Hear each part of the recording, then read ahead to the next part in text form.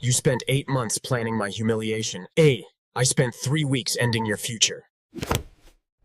The divorce papers were supposed to be a surprise for my 38th birthday. What Elena didn't know was that I'd been expecting them for 3 weeks. Happy birthday, David. My mother-in-law, Vivian, stood up at our corner table in Chez Laurent, the most expensive restaurant in downtown Chicago. Her perfectly manicured fingers held a pink butterfly envelope like she was presenting the crown jewels. From all of us. I looked around the table. Elena sat there with her phone out, recording my reaction like this was some kind of reality show. Her brother Tom smirked from across the table, swirling his overpriced wine. Even Elena's best friend Jessica was there, barely containing her excitement. How thoughtful, I said, taking the envelope. The paper felt expensive. Probably cost more than most people spend on groceries. I opened it slowly, scanning the legal documents inside. Divorce petition, asset division, custody arrangements for assets I'd apparently never really owned. Well? Elena leaned forward, her green eyes sparkling with anticipation. Aren't you going to say something? I pulled out the Montblanc pen she'd given me for our first anniversary. The irony wasn't lost on me. This is very thorough work. Must have taken months to prepare. David, we need to talk about... Elena started. No need. I signed each page methodically, my handwriting steady. Everything looks in order. The table went quiet. This wasn't the reaction they'd expected. Tom stopped smirking. Jessica put down her phone. Even Vivian looked confused. I stood up, dropped $300 bills on the table, enough to cover everyone's meals and a generous tip, and tucked the signed papers back into the pink envelope. Dinner's on me. Consider it a divorce gift. I handed the envelope back to Vivian. Tell your lawyer he did excellent work, very creative with the asset division. David, wait.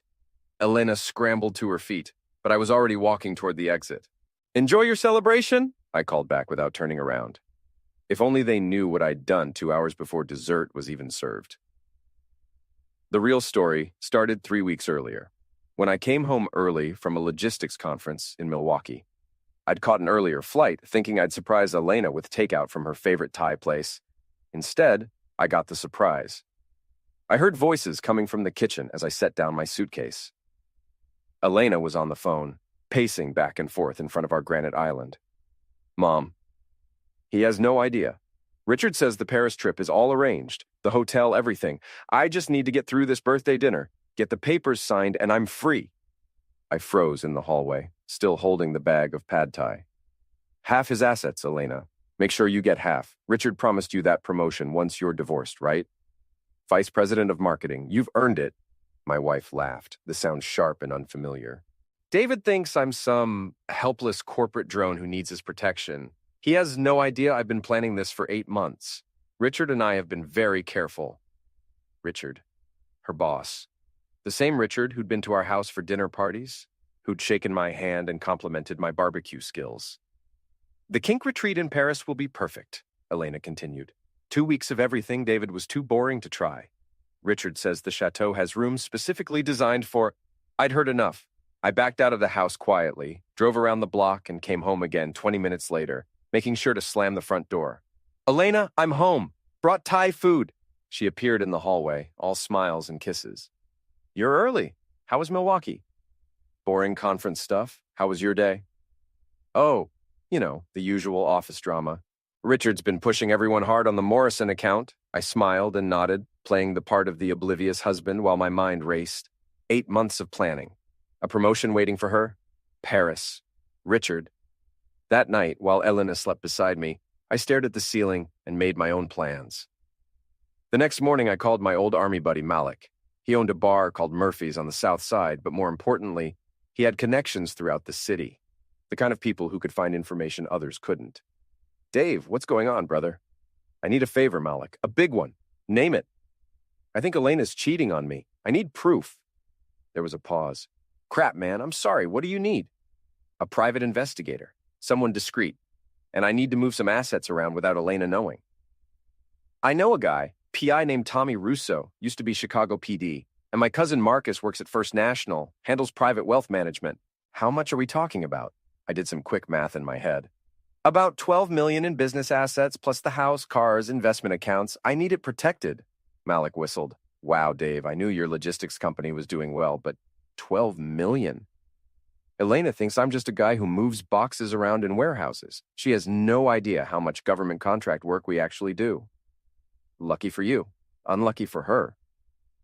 Within 48 hours, I had Tommy Russo following Elena and Richard, documenting their lunch meetings, their evening strategy sessions, and their weekend trips to the Four Seasons. The photos were damning. Richard's hand on Elena's thigh during a supposedly professional dinner. Elena leaving his apartment at 6 a.m. on a Tuesday, both of them checking into a hotel in Naperville using fake names. Meanwhile, Marcus helped me restructure everything. We created a family trust with my 19-year-old niece Sarah as the primary beneficiary.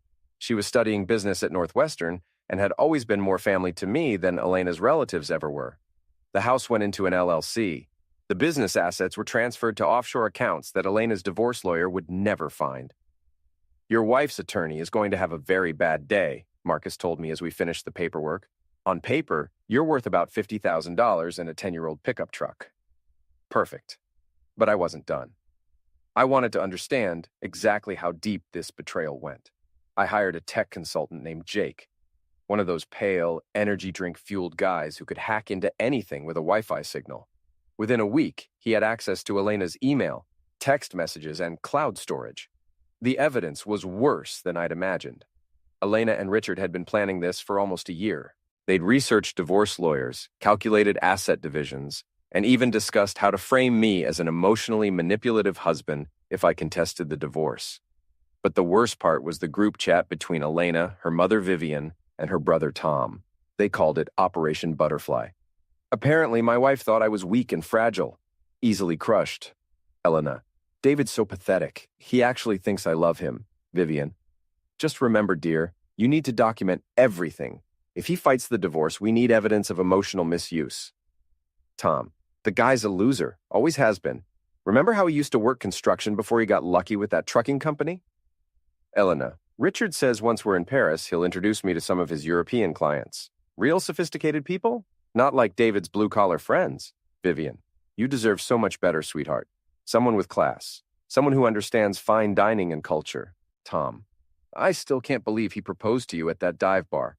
So embarrassing. I read through months of messages, each one a knife twist. They'd been mocking me, planning my humiliation, counting my money before they'd even filed the papers. The Paris trip was scheduled for the week after my birthday. Elena had already requested time off work, supposedly for a family emergency. Richard had booked the Château de Malmaison, a luxury resort that specialized in alternative lifestyle experiences. The itinerary included activities that would have made an adult movie star blush. I screenshotted everything, printed copies, stored backups in 3 different locations. Then I started planning my own operation. You seem different lately, Elena said over dinner the night before my birthday. We were at home eating the salmon she'd cooked, probably practicing her domestic goddess routine before she disappeared to France. Different how? I don't know. Distant. Are you okay? I looked across the table at her. Even knowing what I knew, she was still beautiful. Green eyes, auburn hair, the kind of smile that had made me fall in love with her 6 years ago. It was amazing how someone could look exactly the same while becoming a complete stranger. Just work stress. The Morrison account Richard mentioned. It's been keeping me up at night. Her face flickered with something. Guilt, maybe, or fear that I'd figured something out. Richard works his people pretty hard. I'm sure it'll settle down soon. I'm sure it will. After dinner, Elena went upstairs to take a bath. I waited until I heard the water running, then made my final preparations. First, I called Tommy Russo. I need you at Chez Laurent tomorrow night at 8. Elena's planning something big, and I want it documented. You got it, Dave. I'll be there with the good camera. Next, I called Jake. I need you to set up something special. Elena's going to film whatever happens tomorrow. I want that video to accidentally get shared with some very specific people. Her boss, her boss's wife, her entire department, and the board of directors at Pinnacle Marketing. Can you make it look like she sent it herself? Jake laughed. Oh man, that's evil. I love it. Give me access to her phone for 30 seconds tomorrow, and I'll make it happen. Finally, I called Sarah, my niece. She was home from Northwestern for spring break, working part-time at a coffee shop and complaining about her boring internship prospects. Uncle Dave, what's up? How would you like a real job? Something with actual responsibility and a salary that'll pay off your student loans? Are you serious? Doing what? Running a logistics company. 12 million in annual revenue, contracts with the Department of Defense, offices in 6 states. Interested? There was a long pause. Uncle Dave, are you okay? Did something happen? Something's about to happen. But first, I need you to do me a favor. Tomorrow night, I want you to go to Chez Laurent downtown at 8:30. Sit at the bar, order a drink, and film whatever happens at table 12. Can you do that? This sounds crazy, but yes, should I be worried? Not about anything that'll affect you. Trust me, Sarah. By this time next week, you're going to understand why I'm the uncle who always believed in you and Elena's family are the people who never will. The next morning, Elena was unusually affectionate. She made me breakfast, kissed me goodbye, and told me she had something special planned for my birthday dinner. I can't wait, I told her, and I meant it. I spent the day at my office tying up loose ends. I called my top managers and explained that there might be some personal disruptions in the coming weeks, but that the business would continue operating normally. Is everything okay, Mr. Thompson? Asked Maria, my operations director. Everything's going to be fine, Maria, better than fine. But I might need you all to be extra vigilant about security for a while. If anyone comes around asking questions about company finances or my personal assets, refer them to our legal department. Of course, sir. Is there anything else we should know? I looked around the office I'd built from nothing, the maps showing our routes across the Midwest, the photos of our drivers and warehouse teams, the contracts that had taken me from a guy with a single truck to someone who moved freight for half the Fortune 500. Just remember that this company exists because we work harder and smarter than everyone else. That's not going to change, no matter what happens in my personal life. At 6 o'clock, I went home to get ready for dinner. Elena was in the bedroom, putting on a black dress I'd never seen before. New dress? I wanted to look special for your birthday. She smiled at me in the mirror. I hope you like your surprise. I'm sure I will. I put on my best suit, the navy one Elena had picked out for me last Christmas. If this was going to be a performance, I wanted to look the part. As we drove to the restaurant, Elena kept glancing at me nervously. David, I want you to know that whatever happens tonight, I hope you'll understand that sometimes people grow apart. Of course, I said. Sometimes they do. We pulled into the valet parking at Chez Laurent. Elena checked her phone one more time, then took my arm. Ready for your birthday surprise? Elena, I said, stopping her before we walked through the doors. I want you to know that after tonight, everything's going to be different between us. She squeezed my arm, probably thinking I was talking about the divorce papers. I know, David. I know. We walked inside together and I saw Vivian, Tom, and Jessica already seated at our table. Tommy Russo was at a corner booth, camera ready. Sarah was at the bar, phone in hand. It was showtime. The morning after the restaurant ambush, I woke up alone for the first time in 6 years. Elena had spent the night at her mother's house, probably crying into Vivian's shoulder about how I'd ruined everything by not breaking down on a cue. My phone had 17 missed calls and 43 text messages. Elena, we need to talk. This isn't over. Tom, you're making a huge mistake, Dave. My sister's being generous. Vivian, David, dear, let's discuss this like civilized people. Jessica, GTF was that about last night? Elena's devastated. I deleted them all without responding and made coffee. Then I called Tommy Russo. Please tell me you got everything. Oh, I got it all, brother. The whole setup, your reaction, their faces when you walked out. It's beautiful. You want me to send copies to your lawyer? Not yet. First, I want you to follow Richard today. Elena's going to be in crisis mode, which means she'll be calling him every 5 minutes. I want to know where he goes, who he talks to, what he does. You got it. Anything else? Yeah. Find out everything you can about Richard's wife. Name's Catherine Morrison. She's a partner at Morrison, Blake, and Associates. I have a feeling she's going to be very interested in what her husband's been up to. By noon, the first part of my plan was in motion. Jake had worked his magic. Elena's video from the restaurant had mysteriously appeared in the Pinnacle Marketing Company Slack channel, along with several of her more explicit text messages with Richard. My phone rang. Elena. David, you have to help me. Something terrible happened at work. Someone hacked my phone and... That sounds awful, I said. Have you tried calling IT? This isn't a joke. Richard's been suspended pending an investigation. They're saying we had an inappropriate relationship. My job is on the line. I'm sorry to hear that, Elena. Maybe you should call your lawyer. David, please, I know you're angry about the divorce, but you can't let them destroy my career over this. I almost laughed.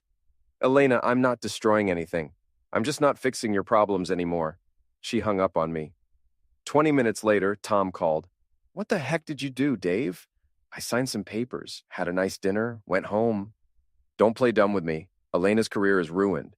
Richard's wife is threatening to sue the company. Mom's getting calls from reporters. Reporters? Someone leaked the story to the business press.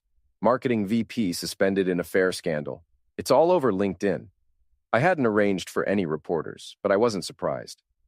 In the corporate world, news like this spread faster than wildfire.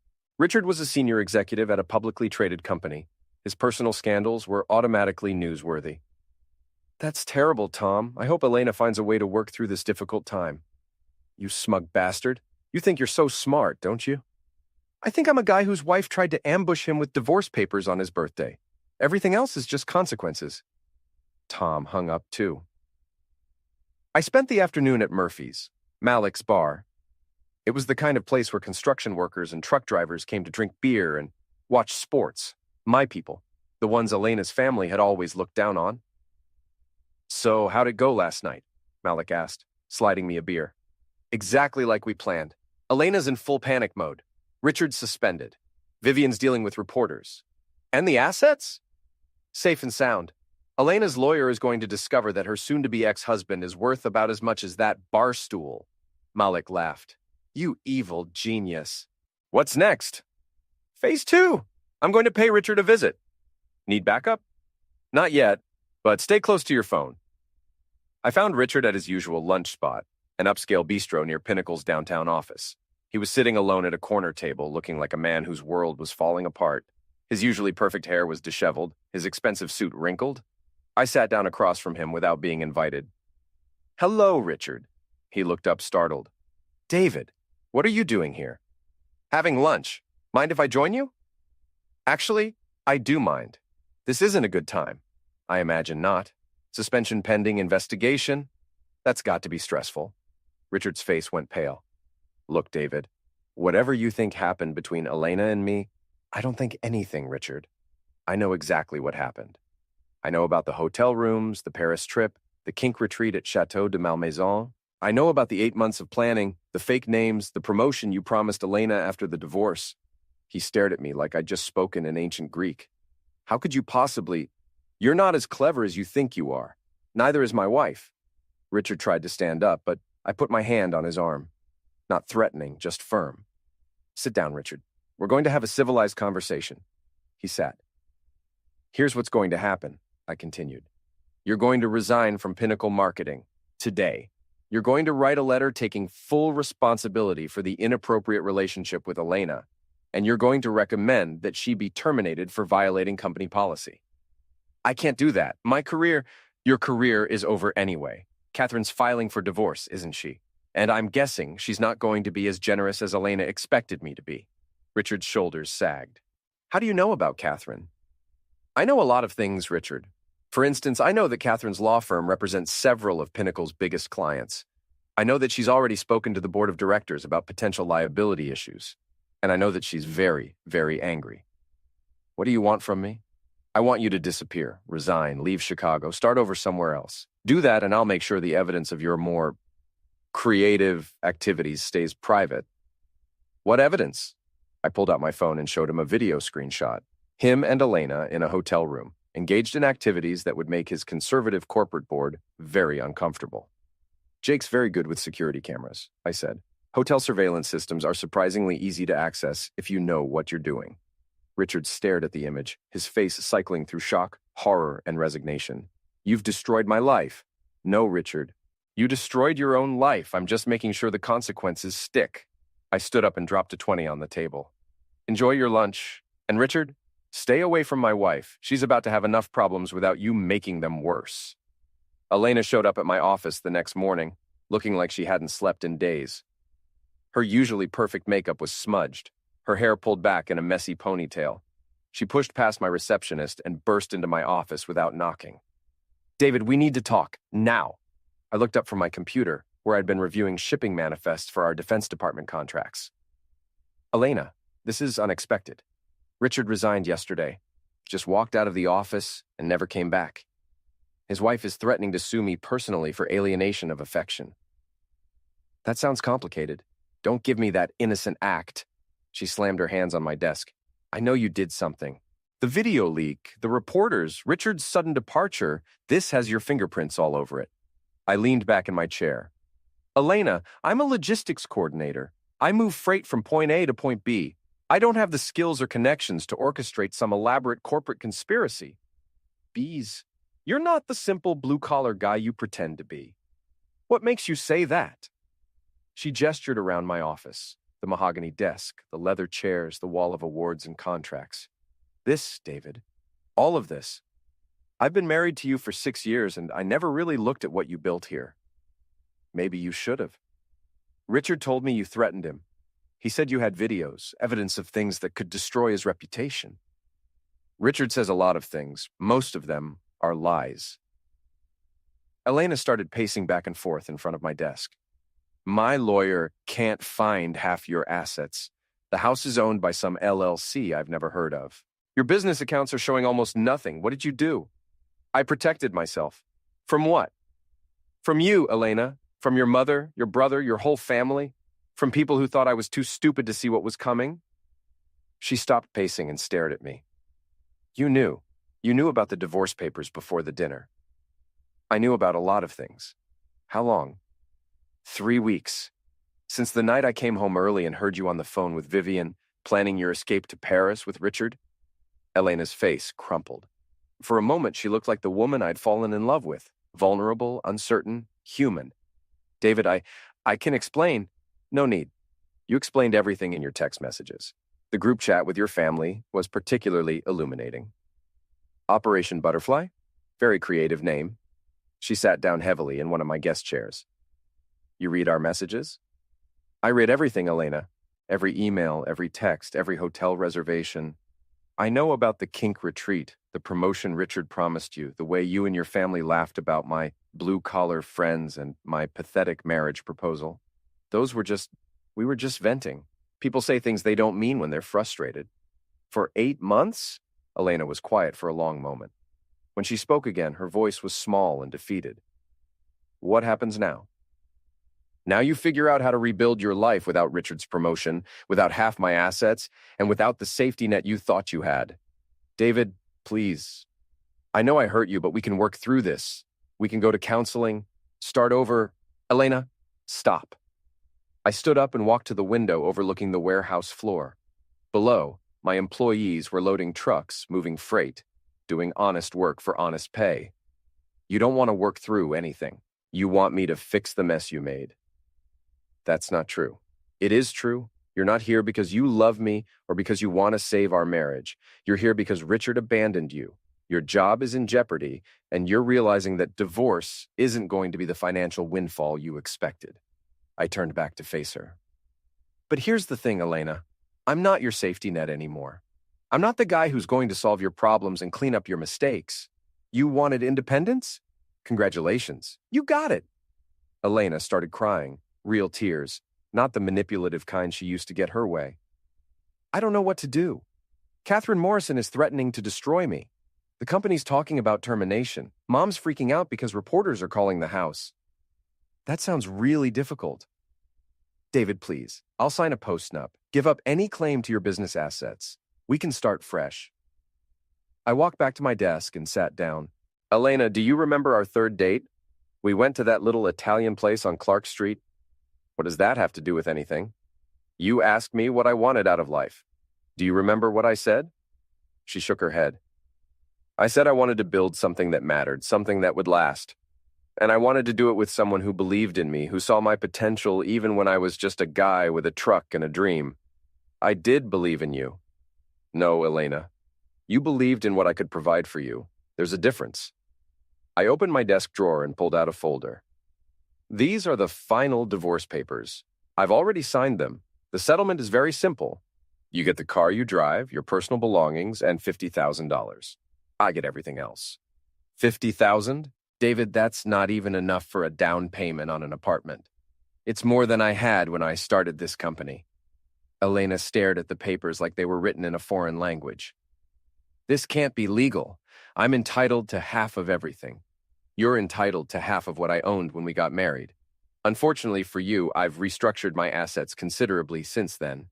You can't do this to me. Elena, I'm not doing anything to you. I'm just not doing anything for you anymore. She stood up, her sadness transforming back into anger. You think you're so smart, don't you? You think you've won some kind of game? This isn't a game, Elena. This is my life. The life you tried to steal from me. I'll fight this. I'll hire the best lawyer in Chicago. With what money? Richard's not going to help you. He's too busy trying to save his own career. Your mother's assets are tied up in that real estate investment that's been losing money for 2 years. And Tom? Well, Tom's never been particularly successful at anything, has he? Elena's face went white. How do you know about Mom's real estate problems? I told you, Elena. I know everything. She grabbed the divorce papers and headed for the door. This isn't over, David. Yes, it is. After she left, I sat in my office for a long time, looking out at the warehouse floor. My phone buzzed with a text from Sarah. Sarah, just finished my first day as interim CEO. The staff is amazing, Uncle Dave. Thank you for this opportunity. I smiled and typed back. You earned it, kiddo. How does it feel to be in charge? Sarah, terrifying and exciting. Also, a woman named Elena called looking for you. She seemed upset. Don't worry about Elena. Focus on the business. You're going to do great. Sarah, Uncle Dave, whatever happened between you and Elena, I'm sorry, but I'm also grateful. This company is incredible, and I promise I'll take care of it. I know you will. I put down my phone and got back to work. There were still a few loose ends to tie up. The confrontation I'd been expecting came 3 days later, but not from Elena. Tom and Vivian showed up at Murphy's while I was having dinner with Malik. There he is, Tom announced loudly as they walked through the door. The man who destroyed my sister's life. Every head in the bar turned to look at us. Malik started to stand up, but I put a hand on his arm. Let them come. Tom strutted over to our table like he owned the place, with Vivian trailing behind him in an outfit that probably cost more than most of Murphy's customers made in a month. We need to talk, Dave. Then talk. Not here. Somewhere private. I looked around the bar, construction workers, truck drivers, off-duty cops, the kind of people who'd grown up in neighborhoods where problems got settled face to face. This is as private as it gets, Tom. Say what you came to say. Tom glanced around nervously, probably realizing that his usual intimidation tactics weren't going to work in a room full of people who'd eaten guys like him for breakfast. Elena's career is ruined because of you. Elena's career is ruined because she slept with her married boss and got caught. I had nothing to do with that. Bees, you orchestrated this whole thing. I signed divorce papers and went home. Everything else is just consequences. Vivian stepped forward, trying to project the same authority that worked at her country club fundraisers. David, dear, let's be reasonable. Elena made some mistakes, but destroying her life isn't going to solve anything. I'm not destroying anything, Vivian. I'm just not fixing Elena's problems anymore. You've hidden your assets, Tom accused. That's fraud. That's financial planning. We'll take you to court. We'll prove you manipulated the system to cheat Elena out of her fair share. I smiled and took a sip of my beer. Go ahead, Tom. Take me to court.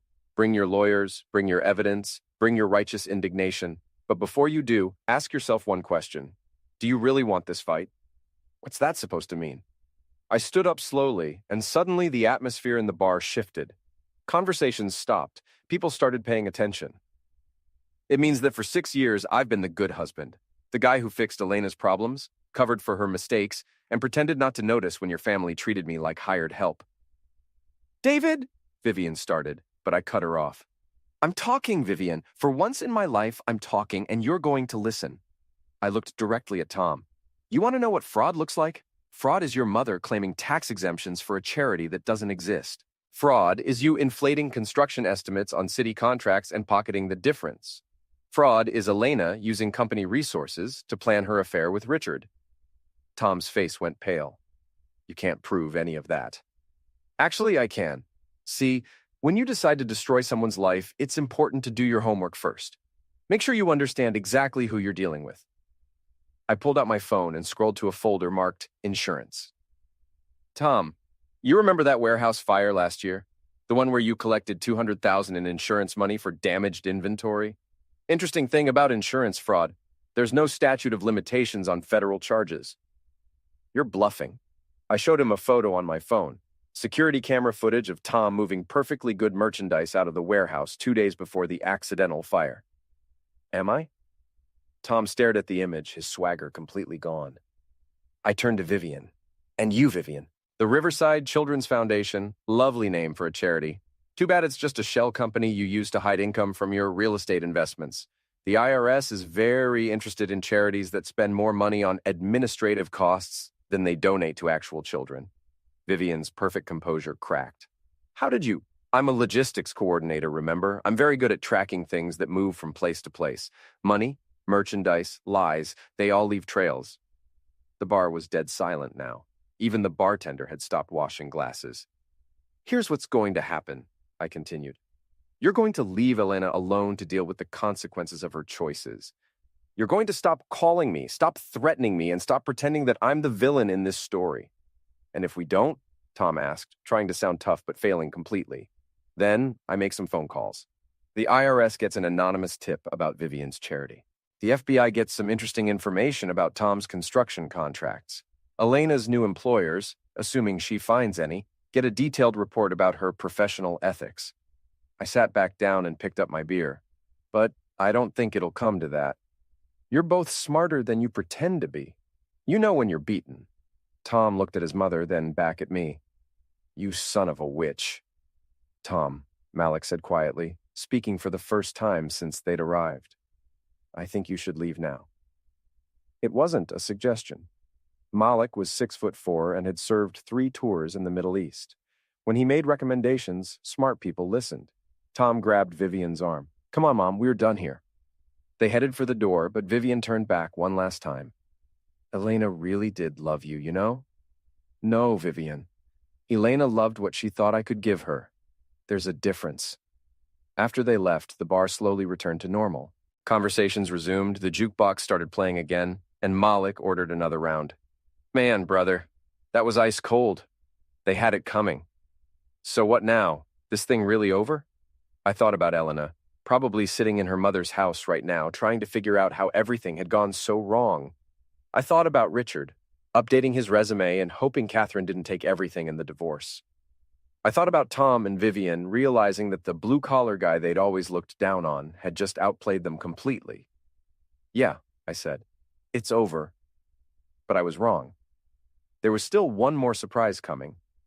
2 weeks later, I was in my office when Sarah knocked on my door. Uncle Dave, there's someone here to see you. Says it's about Elena. If it's Elena, tell her to call her lawyer. It's not Elena. It's a woman named Catherine Morrison. I looked up from my desk. Catherine Morrison, Richard's soon-to-be ex-wife, the high-powered attorney who'd been threatening to sue everyone involved in her husband's affair. Send her in. Catherine Morrison was not what I'd expected. She was probably 50, with silver hair and the kind of understated elegance that came from old money and Ivy League education. She wore a simple black suit that probably cost more than most people's cars, but she carried herself like someone who'd earned every dollar. Mr. Thompson, thank you for seeing me. Mrs. Morrison, please, sit down. Can I offer you coffee? That's very kind, but I won't be staying long. She sat across from my desk and crossed her legs. I wanted to thank you. Thank me? For exposing my husband's affair. I know it wasn't your intention to help me, but you did. I studied her face, trying to read her expression. I'm sorry about your marriage. Catherine laughed, a sharp, bitter sound. Don't be. Richard and I have been finished for years. I just needed proof of his infidelity to protect my assets in the divorce. And now you have it. Oh, I have much more than that. You see, Mr. Thompson, I've been investigating Richard's business activities for quite some time. Your wife wasn't his first affair, and she wasn't his first attempt to manipulate company resources for personal gain. She opened her briefcase and pulled out a thick folder. Richard has been embezzling from Pinnacle Marketing for 3 years. Small amounts, carefully hidden, but consistent.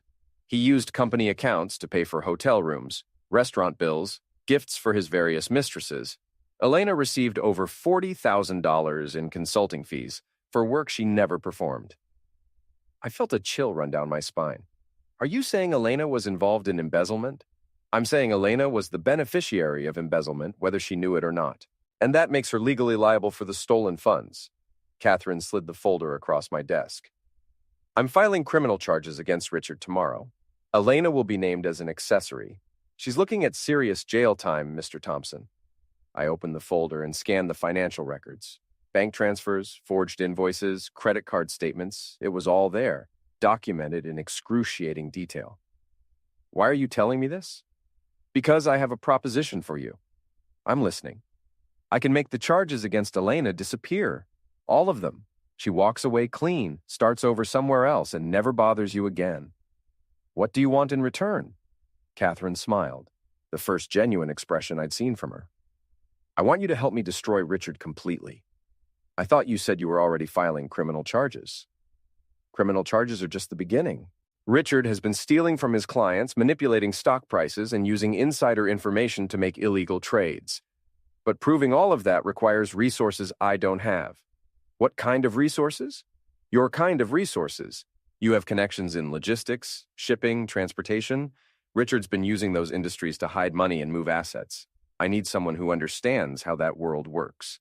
I leaned back in my chair, processing what she was telling me. You want me to help you build a case against Richard in exchange for protecting Elena. Exactly. And if I refuse? Then Elena goes to prison for accessory to embezzlement, and Richard gets away with stealing millions of dollars from people who trusted him. I looked at the financial records again. Elena's name was all over them. Consulting payments, expense reimbursements, even a company credit card she'd used for personal purchases. How long would Elena be looking at? 5 to 10 years, assuming she cooperates with the investigation. More if she doesn't. The room was quiet except for the sound of trucks moving in the warehouse below. I thought about Elena, probably still living with her mother, still hoping that somehow this would all blow over and she could rebuild her life. What exactly would you need from me? Access to shipping records, transportation manifests, anything that shows how Richard moved money through logistics companies. I know he used at least 3 different freight companies to hide assets, but I can't prove it without inside information. And in exchange, Elena walks away clean? Elena disappears. New city, new name if necessary, clean background check. She gets a chance to start over, but she never contacts you again. I stood up and walked to the window. Below, Sarah was talking to one of our drivers, pointing at a clipboard and laughing at something he'd said. She'd been running the company for 2 weeks and was already more popular with the staff than I'd ever been.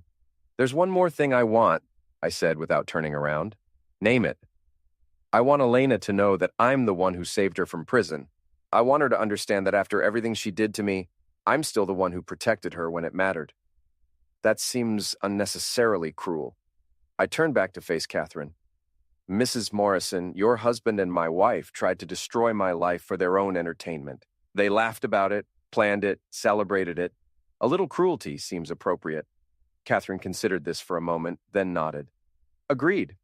I'll make sure Elena understands exactly who saved her from federal prison. Then we have a deal.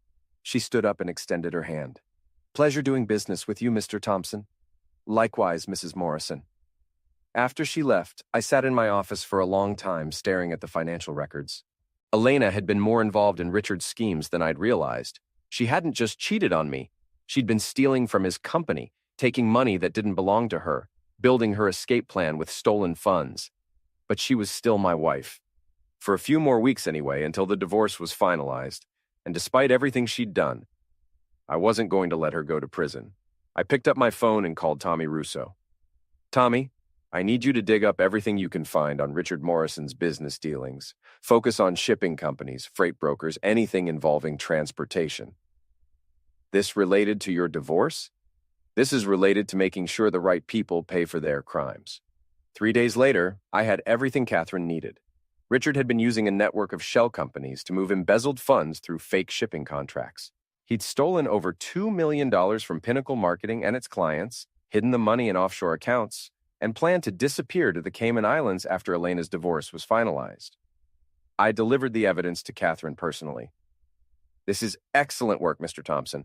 The FBI will have everything they need to freeze Richard's assets and extradite him if he tries to run. And Elena? Elena will receive a visit from federal agents tomorrow morning. They'll explain that she's been cleared of all charges due to cooperation from a confidential informant. They'll also explain that she needs to leave Chicago immediately and never return. Perfect. There is one more thing, Mr. Thompson. Yes? Elena will probably try to contact you after she learns about this. She'll want to thank you or apologize or try to reconcile. I strongly advise against any communication with her. Don't worry, Mrs. Morrison. After tomorrow, Elena and I will never speak again.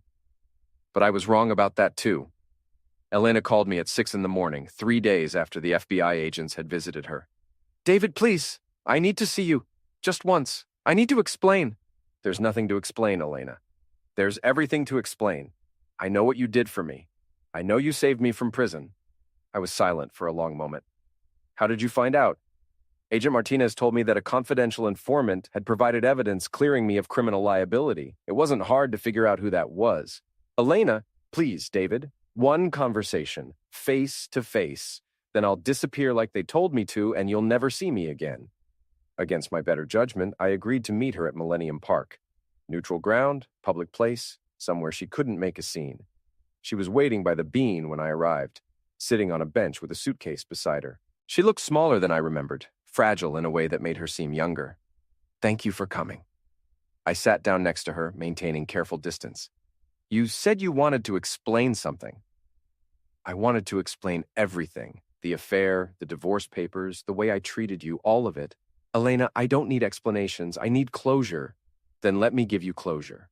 She turned to face me, and I could see that she'd been crying. David, I was never good enough for you. What?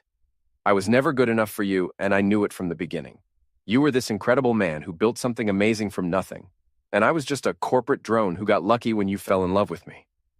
I stared at her, completely caught off guard. Elena, that's not... It is true. You deserved someone who believed in you, who supported your dreams, who saw your potential. Instead, you got me. Someone who was so insecure about not being worthy of you that I convinced myself you weren't worthy of me. She wiped her eyes with a tissue. The affair with Richard, the divorce plans, the way my family treated you, it was all because I was terrified that someday you'd realize you could do better than me. So, you decided to leave first. I decided to hurt you before you could hurt me. I decided to take what I could and run before you figured out what a mistake you'd made. We sat in silence for a while, watching tourists take pictures with the sculpture. Elena, do you know what the worst part was? Tell me. It wasn't the affair.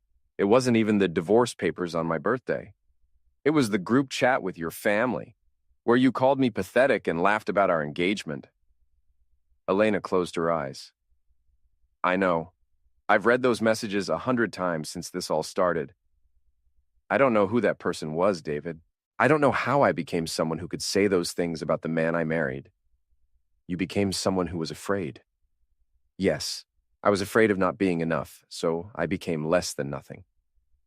She stood up and picked up her suitcase. I'm moving to Portland. I have a friend there who says she can help me find work. Nothing glamorous, but it's a start. That sounds good, Elena. I hope it works out. David, I need you to know something. When I said I loved you, I meant it. I was just too scared and selfish to love you the way you deserved. I know. And I need you to know that what you did for me, saving me from prison, giving me a chance to start over, it's more than I deserved, more than I had any right to expect.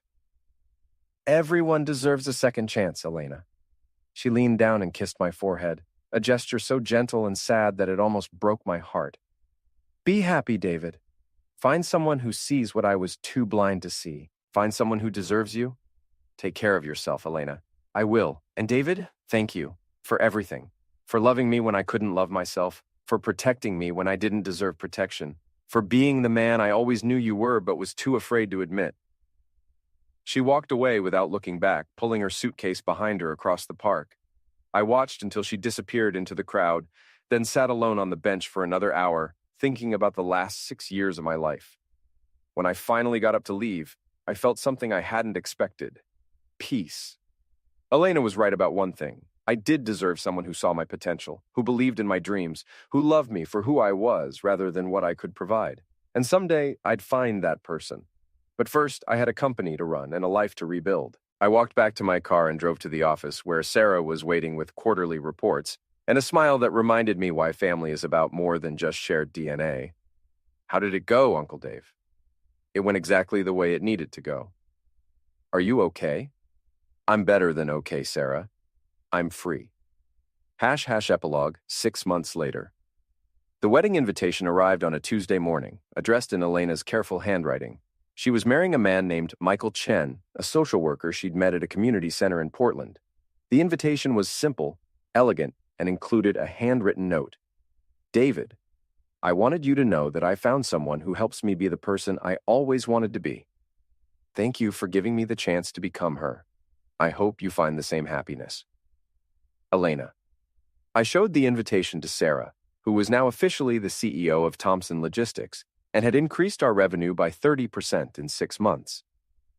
Are you going to go? No, but I'm glad she found someone. Are you really? I thought about it for a moment. Yeah, I really am.